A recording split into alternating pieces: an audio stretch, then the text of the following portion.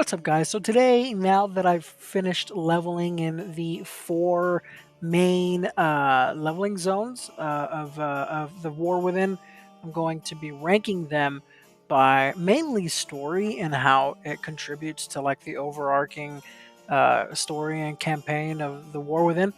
But I'm going to be ranking each leveling zone 1 to 4, 4 to 1, however you want to put it. We're going to do this twice today. We're going to do one where I'm completely objective, no biases, no personal opinions, none of that.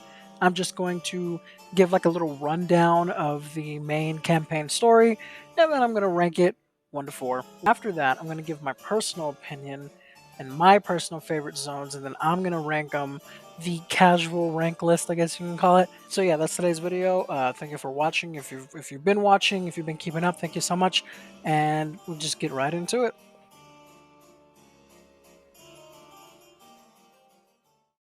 Well, first thing is first, the Dalaran explodes. Who could have seen that coming, right? So you kind of land, and you're working with Thrawn, Jaina, and Anduin, and all these other people, right? And you're trying to recover everybody, and then you meet Bear Grim, Barrel Grim, big super important dude for this zone, and he tells you to get out. And then you go meet with Moira. You meet Braith. I think it's Braith, right? She's like the super important person. What's her name? Adelgon, is that her name? You have to convince her to come back and help you, and come back to the council and all that. Then you get attacked at a theater. You meet with Illyria at the theater. She attacks you. Not she, but the things attack you. And then you gotta figure out construction stuff. And then after that, you got to figure out, the brewery, and then you do the brewery stuff, which is, if you ask me, the most fun stuff. Then Balagrim, or whatever his name is, sacrifices himself, and then he dies. Pretty sad. Whatever. And then you're done. Isle of Dorn's done. Like, that's it. It's pretty short, actually, now that I think about it. So yeah, that's Isle of Dorn. The Ringing Deeps. All right. Still super embarrassing because I spelt it wrong in my first short I uploaded of it. Hi, casual editor here. So I just wanted to verify real quick that I did not spell it wrong. I said it wrong. And here's the clip right here. It looks just like the rare spawns in Delves. Here in the Raging Deeps. Yeah, it was terrible. So anyway, Ringing Deeps, you go with Braith, and Braith is like, we gotta go stop the speaker, the Allspark, the high speaker, yeah. And so you kind of just help her. You gotta like recruit the people to be like, oh, Braith is here, cool. And then you work with the kobolds, right? And the kobolds are doing their own thing, and they need candles. They need the leadership because they want to join with Brave, but like he doesn't have like the following, and so you gotta like help him get the candle crown. Quick, grab key, take crown. And then after that, you go and help Darogan, I think that's his name, and Magme, and then you go door knocking. You go door knocking. I don't know if you can hear that. That's me knocking on wood. And you gotta help them find out like who the Earthen are, and what's happening to them. They're like being possessed with void or something. Then you go attack the High Speaker's army, I guess, army, support, reinforcements, whatever you want to call it. And then you like go through the stone vaults and you invade. You take out the master machinist, Dunstan, I think that's his name. And then the speaker, like, I don't know, he does something, I guess, I don't know. He do we end up taking him out? I don't know.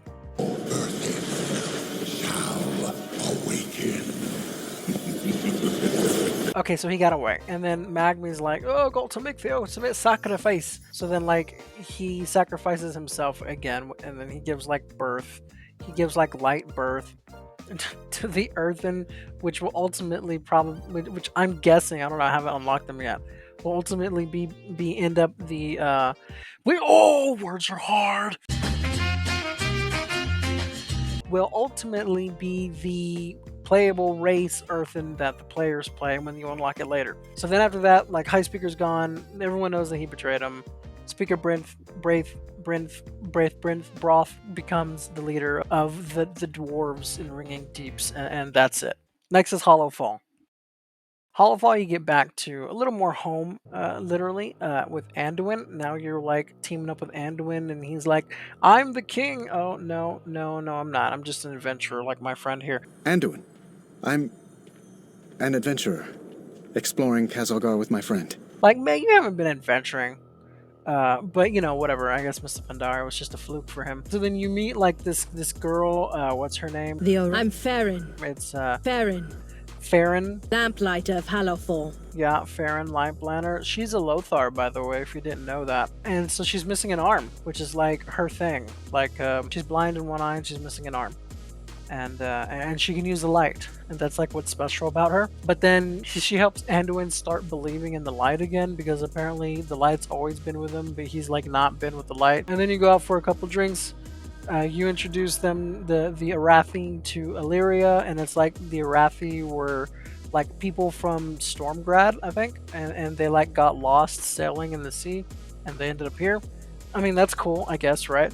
So then you're fighting with the Void, you're fighting against Xalatath and her followers, her crazed lunatic cult. And then you just like do a couple ship battles, and then you go into the next zone, Azj-Kahet. Azj-Kahet. I think that's how you say it. And that's Hallowfall. Now we're in the last zone, Azj-Kahet. I know I'm saying that wrong, but here's how it is. You meet these troll-ish fish people. Like, it's the model, it's the troll model, but they're fish people. And they're very mysterious, but they're here to help. So you gotta kind of, like the first girl, Orwain, she likes you. And she's like, "You strong, you help, I help you." And I was like, okay. So, you help her, and then she helps you, and then you get in contact with Widow Arachne. She's like, "We need a conspiracy and we gotta kill people." So you go and you do all that, and then you find like survivors from Dalaran. They were the ones that were kidnapped originally, right? And then you find Finn. For some reason he's here. Why? I don't know, but he is. Then you work with Anub Azal, and Azal's like, "Hey, I can do this for you, but you gotta take out some people."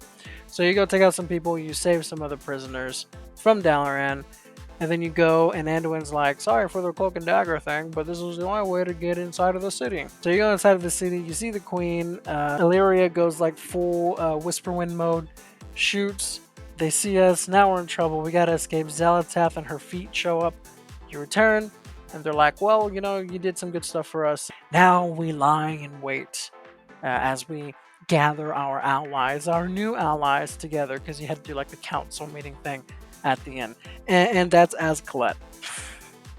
I know I'm not saying that right. Alright, so now it's time for the rankings. At number 4 comes Hallowfall. I know. Hallowfall is like the most popular zone. Everybody loves it. Everybody loves the armor. Whatever. Okay. Besides that point, as far as storytelling, the only thing that I thought was really important to the overall story was that Anduin got his light powers, his light abilities back, which he's always had. And everybody's known that, right? So we went through 20 minutes of just him just being like, "Oh no, I can heal, but I gotta use like first aid, cause not with the light." Like he feared the light. Even though it was always with him, it's like a force thing. I feel like we all saw this coming. Other than that, how do I say it? The way I think it went down is they were modeling Farron, whatever her name is. They're like, "Look, she's got a missing arm, which is super cool. She's got a messed up eye. What are we gonna call her? Okay, we're gonna call her this, the Fana name. How do we make her special? How do we make her relevant? Other than the fact that she's a lamplighter, because that's like being a paladin. Paladins are everywhere. It's nothing special anymore." And they go, "Oh, we'll make her a Lothar. She's a son of Lothar, or a daughter of Lothar." It's never really explained. Hi, casual editor here. So I did need to verify that Farron did speak about her being a Lothar, and like that's her like last name and everything. I had some audio issues when I went into the additional dialogue options. So here it is. I'm verifying that she did in fact say she is a Lothar. She bastards. Did I hear that right earlier? You're a Lothar? You know the name? Know it. I was named for Anduin Lothar, one of Stormwind's greatest heroes. He was close friends with my grandfather, King Lane Rin. Few names hold higher esteem. You must be a lady, or... Oh no, don't you start using formalities on me. My family is noble, but it's been long since we've seen great fortune. To think I had relatives in the old world. Wonderful. I hope I can live up to such legends. Okay, number 3, Azj-Kahet. I think it's Azj-Kahet. I don't know. Azj-Kahet comes in at number 3, mainly because the spider, I think she's really cool. It's very Assassin's Creed, like she's got to send you out to take out some targets and you got to recruit these people, but then you go to these people and they're like, oh, okay, you want to work together? We can work together, but you got to do some jobs for me. That's what it immediately reminded me of. Other than that, the only thing that really that it got across was the queen is a bad person. She's aligned with Zalatav. Anduin's gone, but he's not gone because he helps you get into the city, and then you do like a few side quests. And that's it. The only reason I didn't put it at number 4 was because I like how it gave us more depth into the Nerubians, and they're not just psycho crazy spiders ready to kill you. They actually have society, and they have people who are suffering, and they have people who love the queen, and then they have people who hate the queen. So it's nice to see a little bit of humanity put and given to the Nerubians, and that's why it comes in at number 3. Number 2, here we go. Number 2, the Isle of Dorn. This is the first zone that you see when you get into this expansion, and I'm gonna tell you, it is absolutely beautiful. It's a beautiful zone, beautiful mountains. The animals are pretty cool. Here you meet the Earthen, which are the new big hero race, hero class, hero race, whatever you want to call it, and you get to know them. And Balgrim, or whatever his name is pretty cool. It's cool. I like that guy. Too bad he, at the end. It's the first introduction to this whole new piece of Azeroth that we didn't know. Because of that, they're very important to the overall campaign and story of War Within. So for that, they go in number 2. Okay, number 1, you saw it coming, The Ringing Deeps. As far as storytelling goes, Brinth, whatever you want to call her, the speaker, she's pretty cool.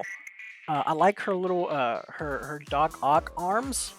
I can't wait to get those myself if Blizzard ever does it, and if they do, I'm pretty sure they're just going to put it on the store for $20. It had a lot to do with Magmi. That's very important because Magmi has been playing a big part since Battle for Azeroth, and then he kind of took a backseat for Shadowlands. The dwarves have been on the back burner since Cataclysm. I think it's nice to have them in the forefront again. You work with the Bronzebeard, not Bran, but the Bronzebeard family.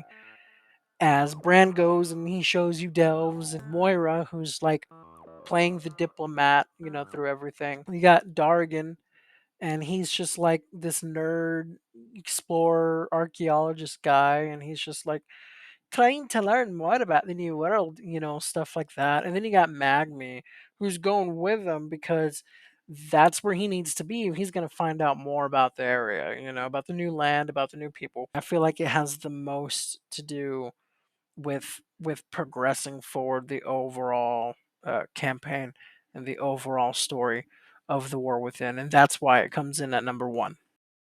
Okay, that was me being objective, no bias. Those were my honest thoughts about the content and the story. Now on to my personal opinions of this expansion and the campaign quest. And you know what? I'm just going to say it. Number 1, Hallowfall. That's right. You want to know why? Because it has the best armor. You want to know why? Because it has a giant crystal they call a star. You want to know why? Because it turns it turns void. It turns into night, bro. And all the animals and everything in there changes with them, bro. This has never been done before. Ever. In WoW. Look at these airships, bro. Best zone, number 1. Number 2, Isle of Dorn. You know why? It's a beautiful zone. I like the Earthen Dwarves. I like Balgrim. I like the metering. Dude, that quest was so fun. That is the second best zone. Introduces the delves. It's so good.